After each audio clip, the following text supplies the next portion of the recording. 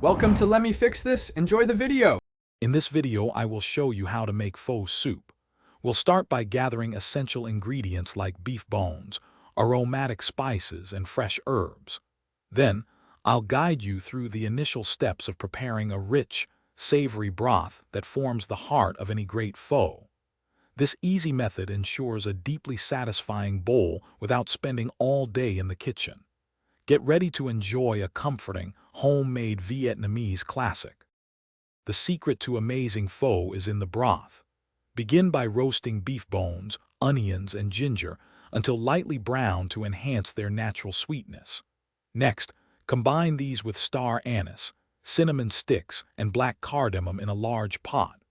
Cover with water and simmer gently for at least 3 hours, allowing the flavors to meld beautifully.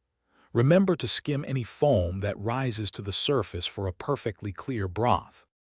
While your broth simmers, prepare the other components. Cook your rice noodles until al dente, then rinse them with cold water to prevent sticking. For the beef, thinly slice a tender cut like sirloin or eye of round. The hot broth will cook it perfectly. Finally, gather your favorite toppings: fresh basil, cilantro, bean sprouts, lime wedges, and sliced chilies. These fresh additions bring vibrant texture and flavor to each bowl. Now for the best part, assembling your pho. Place cooked noodles into a large bowl, then arrange the thinly sliced raw beef over them. Carefully ladle the piping hot broth over the beef and noodles. The heat will cook the meat instantly. Garnish with your prepared herbs, bean sprouts, and a squeeze of fresh lime juice. For a little extra kick, add some sriracha or hoisin sauce.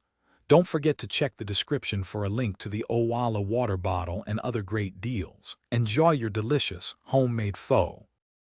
Thanks for watching. If you found this helpful, don't forget to like and subscribe.